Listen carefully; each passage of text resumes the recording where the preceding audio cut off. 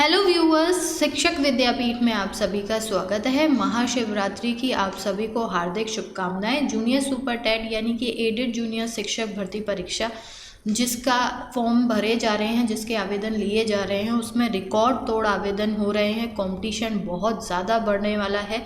Merit से आप सभी का सिलेक्शन होगा और वहीं जो विषयवार पदों के बारे में जो ब्यौरा नहीं दिया गया था उस सब पर एक और स्पष्टीकरण आया है। तो आइए विस्तार में जानते हैं। एडेड जूनियर शिक्षक भर्ती में जो दोनों पद हैं उनमें पहला जो प्रश्न पत्र होगा वो अनिवार्य होगा। पहला प्रश्न पत्र सहायक अध्यापक व प्रधान अध्यापक पद के लिए एक समान होगा। यह 150 अंकों का होगा। इसमें 2 खंड होंगे। पहला खंड समान ज्ञान का 50 अंक का होगा। दूसरे खंड में 100 अंकों में भाषा, सामाजिक अध्ययन व विज्ञान व गणित से संबंधित प्रश्न होंगे। प्रधान अध्यापक पद के लिए पहला प्रश्न पत्र वही होगा जो सहायक अध्यापक पद का होगा। दूसरे प्रश्न पत्र में 50 अंक का शैक्षिक प्रबंधन व प्रशासन विषय पर होगा। तो ये तो आपका फॉर्मेट हुआ और ये बता दिया गया है कि पहला प्रश्न पत्र जो प्रधान अध्यापक के लिए दे रहे हैं उनके लिए भी अनिवार्य है। उन्हें भी अपना एक सब्जेक्ट चुनना होगा और उस पर एग्ज़ाम देना होगा। वहीं जो जूनियर शिक्षक भर्ती में एक सप्ताह में अभी 1 सप्ताह हुआ है। कल शाम तक 1.25 लाख से अधिक पंजीकरण, 69,000 से अधिक ने किया है पूर्ण आवेदन। तो 69,000 से अधिक ने किया आवेदन। एडेड जूनियर हाई स्कूल शिक्षक भर्ती के लिए 17 तक करेंगे ऑनलाइन आवेदन। तो अभी 17 मार्च तक ये लोग ऑनलाइन आवेदन ले रहे हैं। प्रदेश के 3094 अशासकीय सहायता प्राप्त एडेड जूनियर हाई स्कूल में शिक्षक भर्ती के लिए ऑनलाइन आवेदन चल रहे हैं। महज 1 सप्ताह में बुधवार शाम 6 बजे तक करीब 1,37,000 से अधिक पंजीकरण कराया और 69,000 से अधिक अभ्यर्थियों ने अंतिम रूप से आवेदन किया। प्रधान अध्यापक के 390 व सहायक अध्यापक के 1,504 सहित 1,894 पदों की लिखित परीक्षा 18 अप्रैल को एक साथ कराई जाएगी। अभ्यर्थी 17 मार्च तक आवेदन कर सकते हैं। तो अभी 1 सप्ताह के अंदर आप देख सकते हैं कि 1.25 लाख के करीब आवेदन आ चुके हैं। 69,000 ने पूर्ण भी कर दिया है, बाकी भी अभ्यर्थी अवश्य ही पूर्ण करेंगे।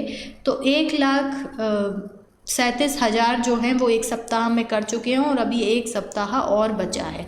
तो आप ये समझ लीजिए कि 3 लाख तक तो आने ही आने हैं।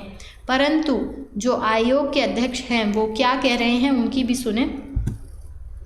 कई अभ्यर्थी ऐसे भी हैं जिन्होंने दोनों पदों के लिए पंजीकरण कराया है। ऑनलाइन आवेदन प्रक्रिया पूरी कर प्रिंट लेने की आखिरी तारीख 19 मार्च रखी गई है। आवेदन कर रहे अभ्यर्थी वेबसाइट पर विषय का विकल्प ना मिलने से परेशान हैं। शासनादेश से कहा गया कि अभ्यर्थी को भाषा, हिंदी, संस्कृत व अंग्रेजी में से एक, सामाजिक अध्ययन, गणित व विज्ञान विषय में का एक चयन करना होगा। इसकी कई शिकायतें परीक्षा संस्थान से हो चुकी हैं। सचिव अनिल भूषण चतुर्वेदी का कहना है कि OMR पर जब आप परीक्षा देंगे और उसमें जो आपको OMR शीट मिलेगी तो उस OMR पर अभ्यर्थी को विकल्प देना होगा। उसी के आधार पर परिणाम जारी होगा। अभी सिर्फ वही अभ्यर्थी आवेदन कर सकेंगे जो स्नातक उत्तीर्ण हैं। इस भर्ती के लिए भले ही पदों की संख्या कम है, देखिए इस भर्ती के लिए भले ही पदों की संख्या कम है, करीब 4 से 5 लाख आवेदन होने की उम्मीद है। तो देखिए कितने गर्व से ये बात बोलते हैं कि 4 से 5 लाख बेरोजगार। कितने, ये देखिए 1900 भी पूरे पद नहीं हैं। 4 से 5 लाख लोग, 5 लाख अभ्यर्थी, इनकी अपेक्षा है, इनकी ये उम्मीद है कि 5 लाख बेरोजगार इनके प्रदेश के 1900 पदों के लिए फाइट करने वाले हैं। और जो अनारक्षित वर्ग से हैं उनके लिए तो ये 1900 पद भी पूरे नहीं हैं। और इनका अनुमान है कि, क्या अनुमान है इनका, करीब 4 से 5 लाख आवेदन होने की इनको उम्मीद है। वैसे 3 लाख के ऊपर नहीं जाने चाहिए क्योंकि अभी तक 1.25 लाख हुए हैं। 1 सप्ताह हुआ है, 1 सप्ताह और बचा है।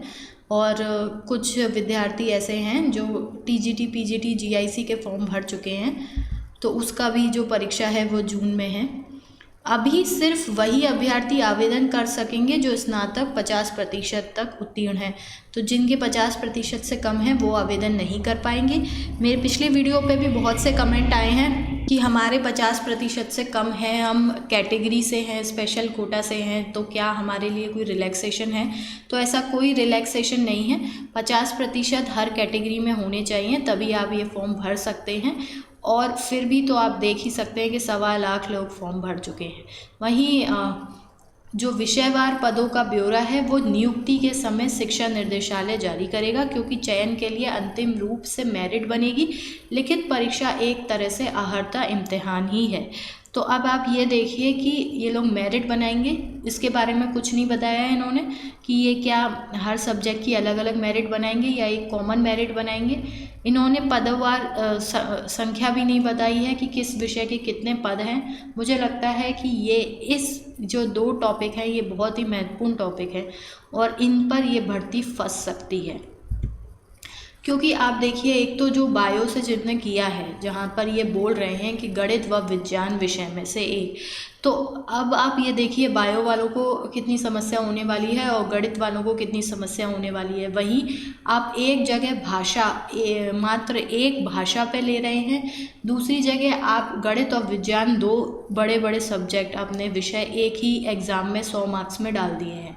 और अगर आप कॉमन मेरिट बनाने वाले हैं तो ये तो अन्याय होने वाला है जो बाकी के जो अभ्यर्थी हैं, क्योंकि आप एक जगह एक भाषा के का आकलन किसी गणित और विज्ञान के विषय से कैसे कर सकते हैं। वहीं सामाजिक अध्ययन वालों को भी समस्या होने वाली है, क्योंकि सामाजिक अध्ययन में भी पूरा विषय आने वाला है और आप सामाजिक अध्ययन को संस्कृत से कैसे कंपेयर कर पाएंगे, कैसे तुलना कर पाएंगे, आप कॉमन मेरिट कैसे निकाल सकते हैं। अगर ये विषयवार मेरिट निकालते हैं तो भी समस्या आएगी, और वो समस्या इसलिए आएगी क्योंकि इन्होंने पद नहीं बता रखे हैं।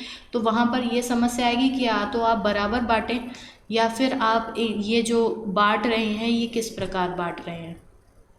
पर इतना तो अवश्य है कि इन्होंने 60-65 पहले से बता दिया है और जो मेरिट है वो बहुत हाई जाने वाली है। तो अगर आप 150 मार्क्स का जो हमारा पेपर आने वाला है तो उसमें से अगर आपके 120 मार्क्स हैं तो आप कुछ सोच सकते हैं। तो 120 का टारगेट अगर आप लेके चल रहे हैं तो अब आपके 115-110 आ पाते हैं।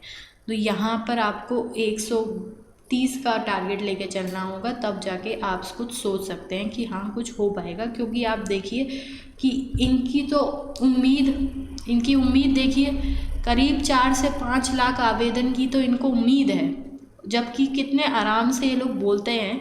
मतलब अभ्यर्थी का कोई सम्मान नहीं है ना। वही बात है कि जो जनसंख्या ज़्यादा होती है, जहाँ पर संख्या ज़्यादा होती है ना, तो वहाँ सम्मान नहीं मिलता। तो ऐसी ही बातें आती हैं तब कि आपके 1900 पद हैं, खुद बोलते हैं। ये देख रहे हैं आप, ये सचिव हैं, ये खुद बोल रहे हैं, स्वयं बोल रहे हैं कि भर्ती के लिए भले ही पदों की संख्या कम है, लेकिन करीब 4 से 5 लाख आवेदन होने की इन्हें उम्मीद है। 700 रुपये एक अभ्यर्थी से ले रहे हैं ये, और 4 से 5 लाख की उम्मीद है। तो सोच समझ सकते हैं कि आप कितने करोड़ों का इनको मुनाफा होने वाला है। बेरोजगारों से पैसा कमाते हैं ये लोग। तो 18 अप्रैल को आपकी परीक्षा है, अभी समय है, हौसला मत हारिए। और यहाँ पर जो ये तो आपका कंपटीशन की बात हुई, पर एक जो अच्छी चीज़ है वो भी देखिए कि आपके अपने सब्जेक्ट पे आपको 3 भर्तियाँ मिलने वाली हैं। GIC के फॉर्म भरे जा चुके हैं और ये जूनियर की चल रही हैं, ये भी आपके अपने सब्जेक्ट पर ही चल रही हैं। वहीं जो TGT PGT की, जो यूपी की TGT PGT की भर्ती आई थी जो कि रद्द कर दी गई, उसका संशोधित विज्ञापन भी बहुत जल्द आने वाला है, जिसका वीडियो हम आपको सुबह दे चुके हैं। परंतु यदि आपने वो वीडियो नहीं देखा है तो आप इस पॉपअप कार्ड पर क्लिक करके उस वीडियो को भी अवश्य देखें। उसमें भी विस्तार से उस वैकेंसी के बारे में पूरा बताया गया है। तो आप अपने सब्जेक्ट की पूरी तैयारी करते रहें। आपको अपने सब्जेक्ट पे 3 भर्तियाँ मिलने वाली हैं और आपको निराश होने की कोई आवश्यकता नहीं है। बस अपने स्वयं पर विश्वास बनाए रखें, क्योंकि इस वर्ष अभी अभी तक 55,000 प्राइमरी शिक्षक भर्ती की बात हो रही थी, परंतु अब खबर आ रही है कि वो भर्तियां 90,000 तक जा सकती हैं और वो बहुत बड़ी भर्ती होगी प्रदेश की, जो कि ये लोग बहुत जल्दी पूरी करेंगे। जुलाई में एक बार आपका यूपी टेट हो जाए और उसके रिज़ल्ट के 15 दिन के अंदर आपको नोटिफिकेशन मिल जाएगा और फॉर्म भरने चालू हो जाएंगे।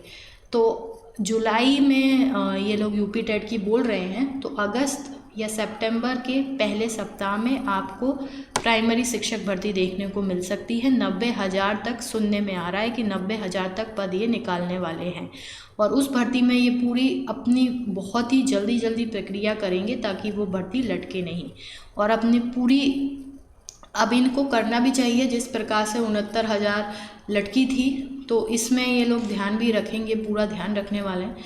तो वो ये प्रदेश की सबसे बड़ी भर्ती होगी। तो आप अपनी तैयारी करते रहिए और इस वर्ष आपको एक सीट मिल जाएगी अगर आप अपना तैयारी नहीं छोड़ेंगे तो शिवरात्रि की आप लोगों को बहुत बहुत शुभकामनाएं। अंत तक हमारे साथ बने रहने के लिए बहुत बहुत धन्यवाद। वीडियो को लाइक करें, चैनल को सब्सक्राइब करें, अपने फ्रेंड्स के साथ शेयर करें। आपका दिन शुभ हो। धन्यवाद।